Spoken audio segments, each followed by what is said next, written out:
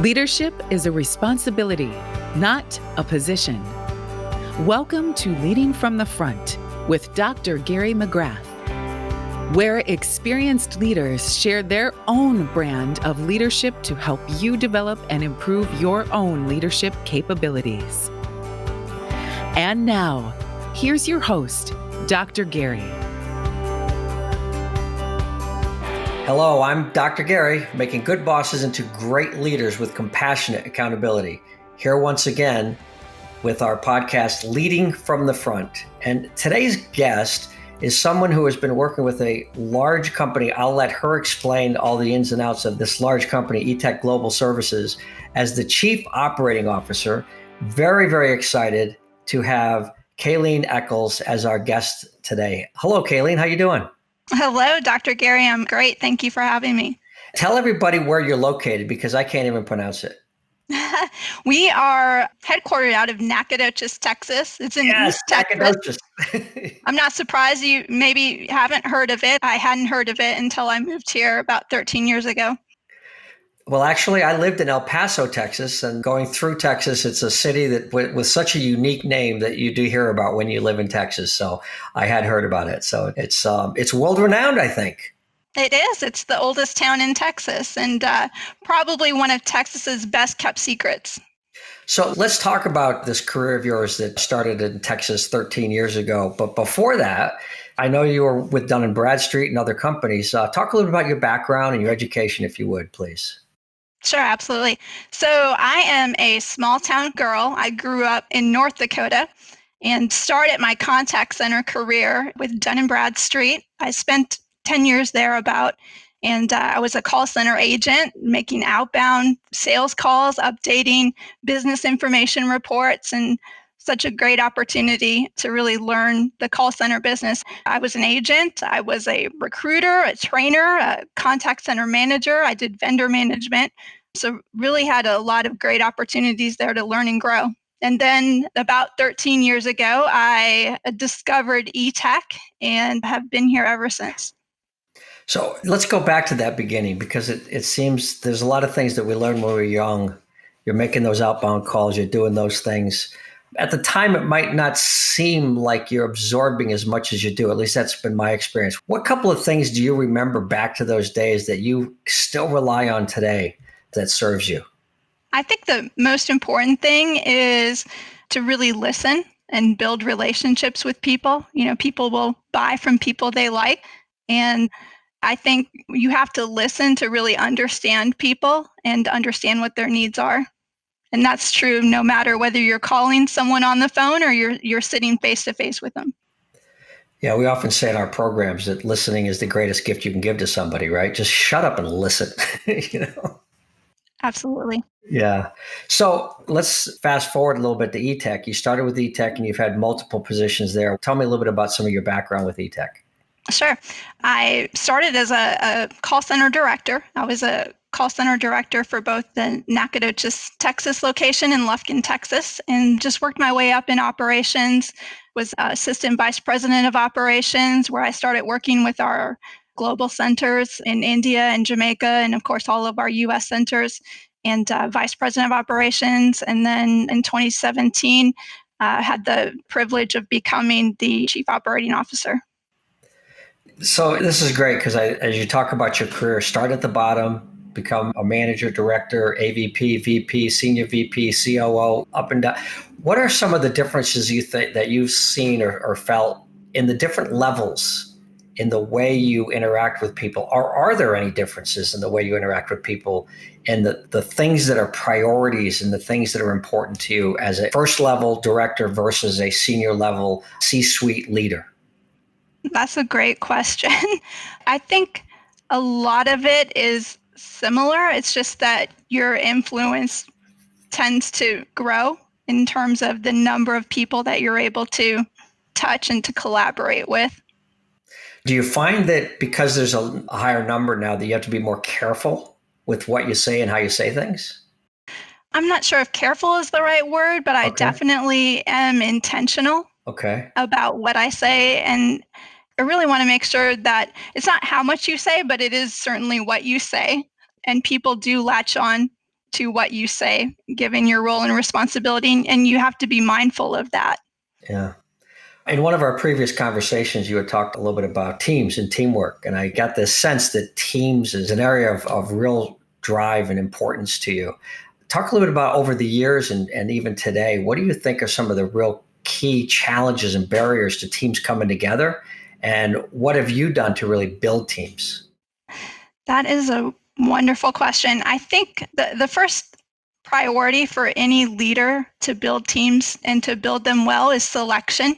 You have to make sure that you have the right people on your bus, so to speak. And then you have to make sure that they're in the right seats on the bus.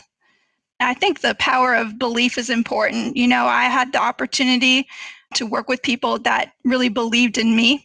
And when someone believes in you, you build trust and you don't want to let that person down. So I've had that opportunity, and I want to make sure that my team understands that I believe in them and the power of our team. I'm a huge football fan. I'm a Green Bay Packers fan, by the way. Oh, sorry. And no, don't be sorry. I'm very proud of my team. Hey, I lived in Green Bay for 4 years, so they're my number 2 team. I mean, so I love Green Bay. I'll step right up there and say that to you. So go ahead. We have some ups and downs, right? Yeah. For sure, as anyone does. But I'm a huge fan of football, and I do a lot of corny analogies with my team. And the power of a team is every individual on that team. Imagine a football team where everyone's trying to be the quarterback. How successful would it be? Yeah, not. Everyone's got to play their role, and you have to recognize how important that role is. How do you help people recognize the importance of their role? Because sometimes it's a minor role, right? It seems so small, but they don't understand. When you see the whole picture, how important every single piece of that team is. And sometimes people don't see their own, especially when you're talking with younger people. They don't think that their job is important or they're really making a difference. And yet they're like one of those keystones of things, and you can see it. How do you help people know that? Certainly, it can be a challenge at times, but it is important to let everyone know how they fit into that piece of the puzzle. If they were not there, what would the gap or the outcome be? Similarly, not everyone can play the same role. Not everyone can be a quarterback on a championship team. Everyone has their own individual role, but also you can't have one person make a team. If I was one person, I couldn't play every role. I can't throw the ball and catch it and win the Super Bowl. It just won't happen, right? And that just illustrates how important everyone on the team is. Yeah. So I've always said that when I look at teams, I try to look at 3 things: competency, and that's what you're saying, that the complementary competencies, common goal, and then building trust within the individuals. And I read on your website, it was kind of interesting as it talked about your bio on your website. And it says specifically that Kaylene sets big, and big was in big letters, big goals. You like to set big goals. And you talk about championships. How do you do that, like in your organization? What's a big goal for Etech Global? How do you look at that?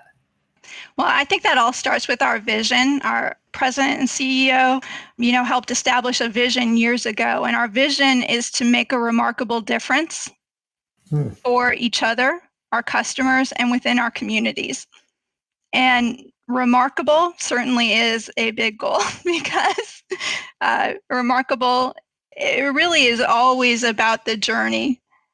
Because once you achieve something, it's no longer remarkable. There's always another destination, another level. And so it's really about our vision at Etech and trying to always improve and to help each other achieve our goals, our customers achieve their goals. And when we do that, it's an enabler for us to invest in our communities. Yeah. We'll talk about communities in a second, but I just want to recognize that vision, and remarkable difference in each other, because everything's inside out. The work that we do at Statarius is about developing leaders from the inside out. It starts with me and then my team. And then, because I've got to have character, I've got to have trustworthiness in order to be trusted. It doesn't happen any other way. So I love that, a remarkable difference for each other first, and then for your customers and stakeholders. And that's awesome. I love that. Let's talk about, I saw on the website for you, the Boys and Girls Club. I've been involved with the Boys and Girls Club here in Raleigh, North Carolina, where I live, for quite a few years. And in our leadership program, we have a part of it that's a half day that's a part of the community give back. We always have a bike build, and the teams bring a bike to the Boys and Girls Club and give them away to the kids, which is so much fun and often a highlight of our leadership program. And it's such a great organization. How long have you been involved with Boys and Girls Club? Let's give them a plug. Well, first of all, it's my privilege to serve on the Boys and Girls Club. And I've learned so much from working with, other members of our community and those who are active within the Boys and Girls Club and the children that we support. And I've been with the club several years now. I don't know the exact number of years, but for the past couple of years, have been able to serve as secretary of the club. And that's just been a really great opportunity for me. Yeah. I think, was it 2 weeks ago, I had the privilege to serve as a judge, and we selected our Youth of the Year it's a competition. Oh, wow. And in the competition, the participants, they write essays about their experiences with the club. They each wrote 3 essays. They do presentations about who they are and how the club has impacted them and how they're carrying that forward. And they do an interview as well. And I'll tell you, I just learned from them. I was so inspired to hear, these stories from our young people here. It really makes you feel confident about the future. Yeah. That's awesome. We always say anytime you're a little down, just go do something for somebody else and you'll feel better about yourself, right? It's Absolutely. so true. It's so true. Let's talk a little more depth about leadership. One of the areas that we talk about in leadership a lot is coaching and mentoring. Have you had a coach or mentor in your career that has made an impact on you? I'm so glad you asked that question because I have a lot of coaches and mentors. They don't know they're my coaches or mentors. They're like my committee. But I do have several people that have coached and mentored me throughout the years. I always try to surround myself with people that will challenge me and challenge the way that I think. Yeah. So it's the Kaylene Eckels Success Committee. Yeah. Yes. Good. So what are some of the things that they've challenged you with over the years that has just really been something that's kind of an epiphany that strikes you, that hits you, that woke you up, or things that really helped?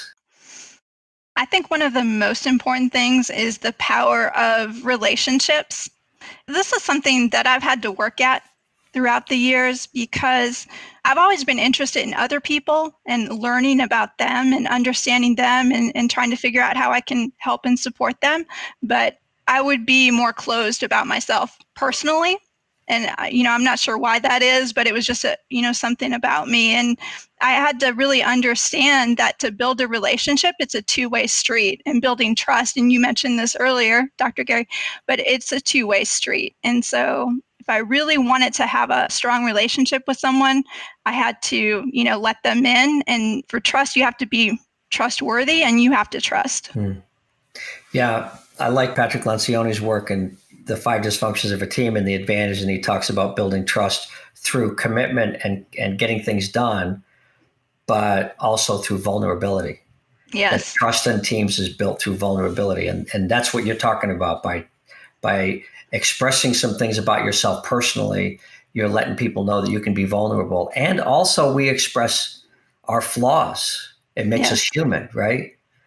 And nothing better than to express our flaws and then ask for help. It's something that I think it took me many decades to figure that out, unfortunately. Absolutely. And it helps to build that connection. And the deeper the connection, the deeper the commitment to each other. And when we talk about teams, that's what teams really are all about, right? Is helping each other to be successful. So how do you and be as vulnerable, as open or not as you want to be, but how? I told you I was a Packers fan. There you go. That's enough, right? Of course, half the country's not going to listen to us because they're not Packers fans, but I don't care. That's all right. We'll have them on the show and they can talk about their fanhood, so to speak. Yes, absolutely. So what are some of the things, other than being a Packers fan, that you do share with your staff that you want them to know about you that's important? Well, some things you share based on what you say, and some things you share based on what you do. The most important thing to me, of course, in any relationship is integrity, but that's more about what I do and not about what I say. But Building a sense of team and being open with my team, I mentioned that's something that I have to work at. So I'm very purposeful about the interactions that I have with my team and building connections. We do quarterly things outside of the workplace so that we can just build that relationship. And it's important, I think, to see people, in all types of environments to really learn and understand them. We're working to do life together. And that's with my team and our entire Etech team. Do life together. I like that. Yes. Okay, tell me something that you've done recently for fun. Because you're talking about going out and having fun with people. Wow. What have you done with your team lately to have fun? We've done zip lining. That's a lot of fun. We've done escape rooms. I don't know if you've done one of those, but you can see some natural born leadership and you can see some stress levels rise when the escape room doesn't go as planned. And lunches and, after work activities, anything where you can take time to be a team. We could bowl and have some fun. Yeah. So again, one of the things that we work on within organizations is this concept of IGYB. And my brother, who is a former military officer, and my whole family have 108 years of military service, we understand IGYB. I've got your back. And in order for the team to have my back, anybody new that works with me, I tell them, and a client, if I ever work with you, I said, look, I'm a very high intuitive in Myers-Briggs, so I don't have a good attention to detail. It's not because I don't care about detail. It's that I just don't even see it. It's almost being blind to the details. So I tell my team that so they can have my back. And anytime I send an email and it's wrong, and in our program, when I send out a video and I do something wrong, somebody tells me, they get points for that. They get rewarded for that. And I say, you're going to get rewarded for, let's go to football. If somebody fumbles the football, what happens? Someone recovers the football. Bingo. In fact, everybody is trained from the time they're 3, 4, or 5 years old, jump on the football. Yeah. Have you ever seen in a football game, the third time the running back drops the ball, he fumbles for the third time in the game, everybody just stands, turns around and go, are you kidding me? That's the third time today. I'm not picking that up. Are you out of your mind? You need to learn to hold on to that football. Have you ever seen that? No. Never. Because the team has a common goal to win. Now they take the guy to the sidelines and they pop him upside the head and say, hold on to the football. And they go through a program to help with that. But business sometimes misses out on that. That because somebody makes the same mistake 2 or 3 times, they stop helping the person. And I think that with a football analogy, it's a great one with a common goal that says, when we don't help each other and we don't have each other's back, we're losing the game. Yeah, absolutely. It's important to have ongoing development, but it's also important to understand the strengths of everyone on the team. And you asked about some things that I do with my team. So we have a monthly connect meeting when I bring in my leaders and their leaders. And the next activity we have planned actually at the end of February, we just did a strengths finder test assessment, and everyone will be bringing their strengths back to that team meeting so we can help share what every person on the team is strong at. So, when you have an opportunity, who to go to, who can help you with that. That's awesome.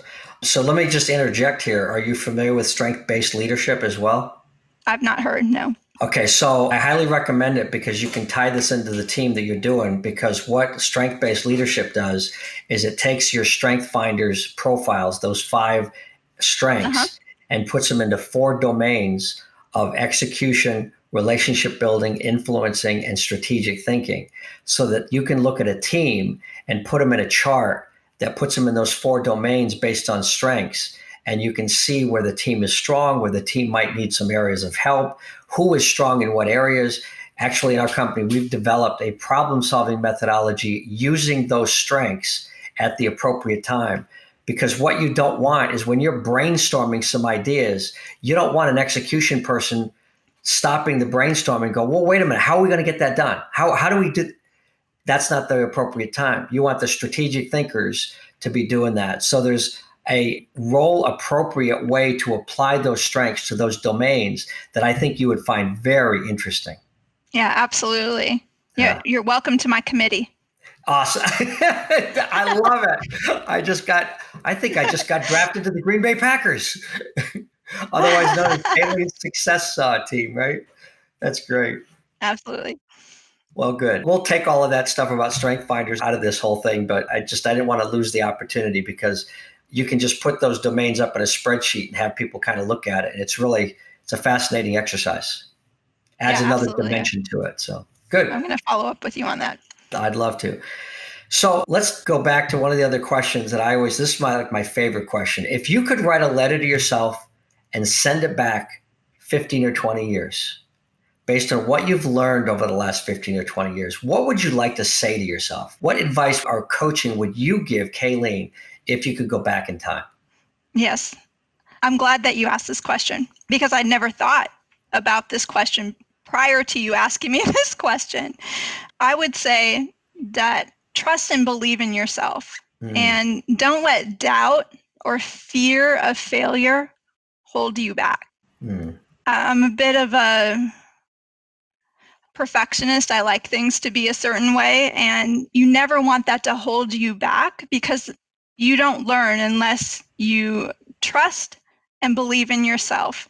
Don't let the fear of failure hold you back because that's how we learn and grow. There's a reason there's a best-selling book called Failing Forward, right? Yes. And I would also say that it's important to make today count. Sometimes we can get so focused on what happened in the past or what can happen in the future that we're not here in the present. And I would say make today count and enjoy the journey. Yeah. Good words of advice. Of course, we wouldn't listen to ourselves. I mean, we knew all the answers back then, right? Certainly did. Yeah. But trust and believe in yourselves, I think, is a biggie because when I think of what happens to us coming out of school, we're supposed to be good at all subjects. And what's really exciting is you talking about strength finders and people recognizing what their strengths are as adults and focus on those. Nobody ever became famous by focusing on their weaknesses. But we judge ourselves and we judge others based on weaknesses rather than seeing the strength in others. And if we can do that, teams just can be amazing.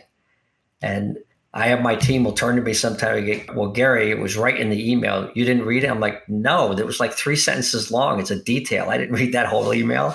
I'm sorry, but put it in bullets or I miss it, And they're like, oh yeah, I forgot. And we can laugh about it. I can laugh about the things that seem to be my limitations. And we don't talk about weaknesses. We talk about limitations. Right. Okay.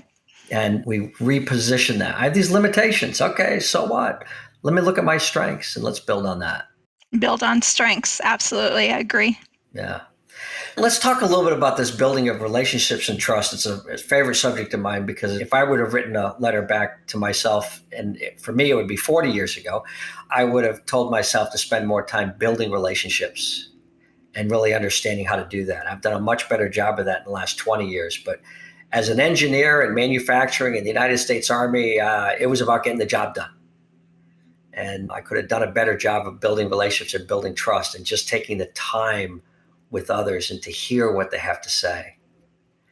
How do you handle situations with your team when you want to hear them and the things that they're saying are things that you're never going to be able to do? And they feel very passionate about it. I think we should do this and make this happen. And you're like, it's not going to happen. How do you handle that? I think the best way to handle it is first to listen and secondly to ask more questions. As you ask questions, I think you help other people walk it through, right? So that's an interesting concept. How would we make that happen? How could that be put into place? What would need to happen? What resources would we need? Where would we get those resources? And as you do that, I think that whole self-discovery process helps people understand what can and can't happen. And sometimes I'm the one who's surprised at the end of it. Yeah, you might find out that you can do it, right? Yeah, absolutely. And what you just described as a coaching model, you're just coaching them, understanding the consequence. That's really great. Well, to wrap up, is there anything, Kaylene, that you'd like to tell these young leaders out there what they ought to be focusing on, what they ought to be thinking about? The future's changing, things are changing fast. And I keep telling people that we're going to change the way we go about running a business, but we're never going to really change the way we lead each other. Yeah. Leadership isn't going to change. So what would you tell people today? I would say two truths about leadership is number one, the best type of leadership is servant leadership. Okay. If we can figure out how to add value to others, and when I say servant leadership, some people confuse that and they think it's the soft kind of leadership, and it's quite the opposite, right? It is really helping people to achieve their best and holding them accountable to doing just that. And the second thing I would say is that in every situation, we should figure out how can we add value? What is it that we could do to bring value to others, to be of service, to be valuable? I would say take the notes, volunteer for the project, raise your hand, and do the work. And when you do that, remarkable things happen. Yeah, and I think that all now ties back into your trust and believe in yourself, right? Raise your hand, Absolutely. add value. Well, that's some great stuff, and I like the way you described servant leadership, and we describe it as compassionate accountability. I mean, that's really the combination of the two, where I'm going to hold you accountable. I care so much about you. I'm not going to let you fail. And in fact, when I talk about it, it's going to be, I'm not going to let us fail. Yeah. I really like that, and adding value. That's always something that we can challenge ourselves to always add value. Love that. I do too. I think that we should just stop right there. I mean, I want to thank you so much for taking the time out of your day, and really enjoyed talking with you. There's a lot of really good stuff in this podcast that I hope people listen to, from adding value and servant leadership, and just trust and believe in yourself. I love that. And be in the moment. We talk about this in mindfulness. Be in the moment, be here. Don't be in the past. Don't be in the future. Add that value today. I love it. Enjoy the journey. Enjoy the journey. There you go. Well, I thank you for this journey for the last 30 minutes. And I just really, really appreciate you taking the time. Thanks, Kaylene. Appreciate the opportunity. Thank you. Well, I am Dr. Gary, and this is Leading from the Front, where we're trying to figure out how to make good bosses into great leaders with compassionate accountability. Thank you. Thanks for being with us on Leading from the Front with Dr. Gary McGrath. Remember to subscribe to this podcast on Apple or wherever you get your podcasts. For more information about the work Dr. Gary is doing, visit statarius.com, statarius.com. Music for Leading from the Front is provided by Peter Katz. For more of his music, visit peterkatz.com.